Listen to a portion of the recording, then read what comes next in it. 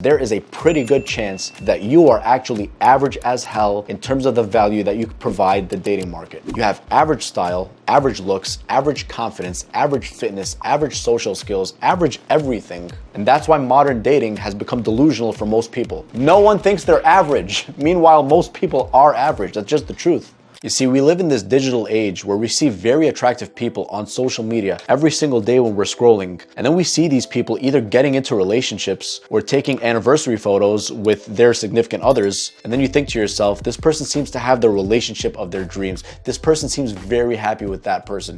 So if they're feeling that way, that's great, but I deserve that too. You see that last sentence right there? I deserve that too. That's the problem. And I hate to break it to you, but chances are you don't deserve that. Now let me explain why. So there's this concept that I like to use. It's called the fair trade. What it means is there has to be a fair trade in terms of value between what you're offering versus what they're offering. Think about it like this. If you're a guy and you're super attracted to this one girl, she's 25 years old, she's soft, she's very feminine, she's in great shape, she's beautiful, she takes care of herself, she takes care of her nutrition, she's smart. You see, that's cool and all, but let's look at it from her perspective. If you're out here, you're 28, 29 years old, you're broke as a joke, you have shitty looking teeth, they're yellow, they're crooked probably, you don't go to the gym, you have a huge beer belly, you don't make good money, you don't have good social skills, you're not very confident about yourself. If that's the case, then is that really a fair trade in terms of what she's offering versus what you're offering? Hell no, it is actually really far from being a fair trade. The same exact thing applies if you're a woman watching this video. If you're a woman watching this video and you're attracted to this one dude, he's 30 years old, he makes $150,000 a year, he's super confident, he's in great physical shape, he has great social skills, he's charismatic, he's this, he's that, he has amazing things going for him. But you, on the other hand, here you are, 100 pounds overweight, you're not in good shape, you don't look beautiful, you don't look pretty, you don't take care of yourself much, you're not super smart, you're not nurturing, you're not soft, you're not girly, you're full of drama. Is that going to be a fair trade in terms of what you're offering versus what he's offering? Also, no, there's a huge, gap between what you're offering versus what he's offering. He's offering this much and you're offering this much, yet you think that is a fair trade, when really you're just being delusional.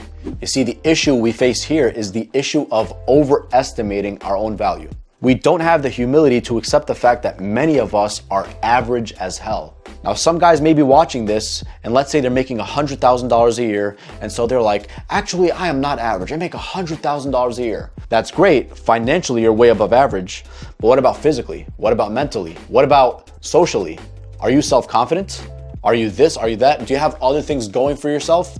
No. Chances are you're lazy. Chances are you have yellow teeth. Chances are the conversations you've had with girls before are dry as hell. Chances are you've never been able to attract a girl to you that much. But then when you ask that guy why he's still single, he's like, I'm just waiting for the right woman. I'm waiting for the right woman to settle down with. Meanwhile, he never seems to be able to successfully attract that right woman to him.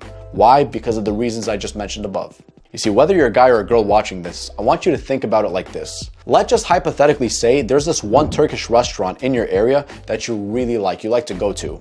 And you know a thing or two about Turkish food, so you thought it would be a very smart idea to open up a restaurant, a Turkish restaurant of your own. But then 6 months into business, people do come, yes, people do eat, but there's two problems. Number one, there doesn't seem to be a lot of returning customers. And number two, you only seem to break even every month, but there's not that much profits. And then here you are, you're bitching and moaning and complaining about it and you don't know what the hell happened. You're like, what the hell? Why God? Why me? How come no one's, coming back to my business? How come my business isn't working? Meanwhile, someone went to ask this one guy who's your friend who ate at your restaurant before, behind the scenes, what he thought about your restaurant. And then this guy was like, the food there was decent. It was a 5 out of 10, maybe a 6 out of 10, compared to the other restaurant that's famous in the area that's a 9 out of 10. You see, the problem is most of us don't have the humility to be like, you know what? My food is only a 5 or 6 out of 10, and that other restaurant's a 9 out of 10. I'm actually going to take the steps necessary to make my food or my business a 9 out of 10 as much as possible, so I can learn from that competitor and be even better than him. Instead, most of us aren't looking at it like that. Sure, you could be average and you could have a small degree of success, but do you really want to bank on that? You probably don't. You want to think of yourself as that restaurant, or even the best plate on the menu. If there's a specific type of food on the menu, that best kebab, the best Turkish kebab, think of yourself as that type of option, the one that everyone wants to eat. Think of yourself like that. Like, how do I make myself as delicious as possible? Metaphorically speaking, of course. How do I make myself that plate that's super attractive to potential people who are going to like it? Instead of making an average ass plate, average ass kebab, and then asking, oh, how come no one's buying this food? How come no one's returning to the business? How come I don't have returning customers?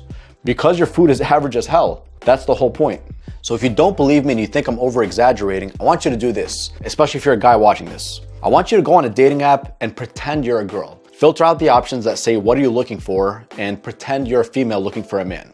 And go through these profiles, these dating app profiles, and see for yourself how many men on these apps are considered very average looking. The results are probably going to shock you. Over 80% of the men on that app, I can almost say this with 100% confidence, over 80% of the men on that app are considered very average looking, if not below average. Their pictures suck, their style sucks, their teeth sucks, their haircut sucks. Everything sucks about them. And then even going through those pictures, maybe 1 or 2 out of every 10 guys are gonna be considered attractive or even kind of attractive. That's probably what you're gonna get. 1 and 2 guys out of every 10. And this is without even knowing anything about their status, about their social skills, about their confidence. This is strictly based upon just their looks, their physical features. So from an objective standpoint, if 80% of these people on these apps look like that, look very average looking, none of them seem super attractive or even kind of attractive, then from an objective standpoint, there's an 80% chance that you, yes, you watching this, are actually being swiped left on by every single girl who's on that app. She sees you, she's like, no, swipe left. She sees the other guy who's attractive, the 1 out of every 10 guys, then she's like, yeah, I'll swipe right on him. But she sees you, average ass profile, average ass style, average ass fitness. It doesn't really seem like you're confident based upon your photos. She's gonna be like, nope, next, swipe. Yet here you are, arrogantly assuming that every girl on this app owes you attention just because you make a good income. If that, and that's a big if.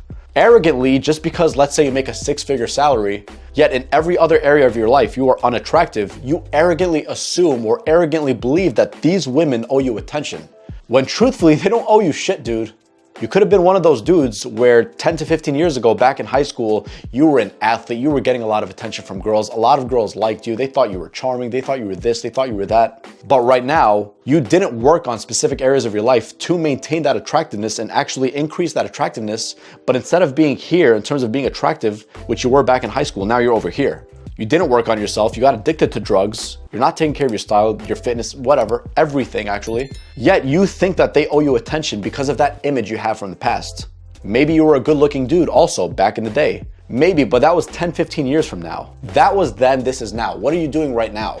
What are the results that you're getting right now? Average ass results. Why? Because you have to humbly, in a state of humility, accept the fact that you are average as hell. And that is okay, because here's the good news. When you're average, you can actually become way above average in just a matter of, I would say, 6 months of hard work, hard solid work with focus. But most guys aren't willing to do that. Why? Because they have an average mindset. You see how it's overall average? It's not just physically attractive average or financially average or whatever average. It's all across all traits.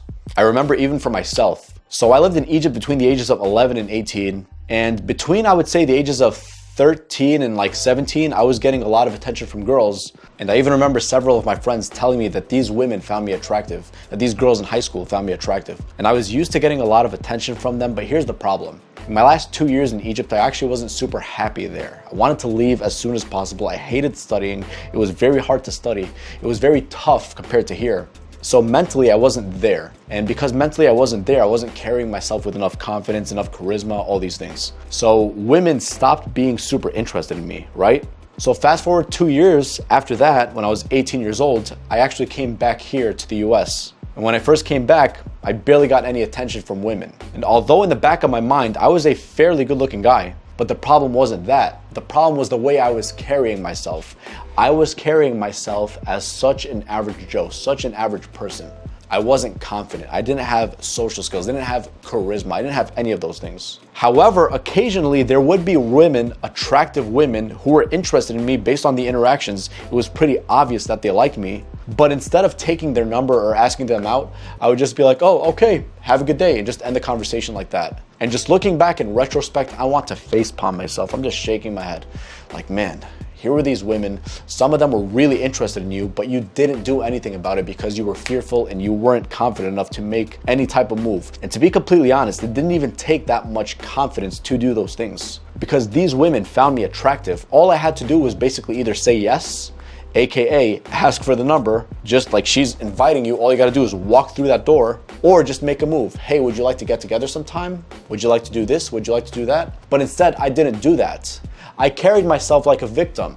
Like, oh no women here find me attractive. All women here care about is white guys. They don't like Middle Eastern looking guys. Oh God, why me?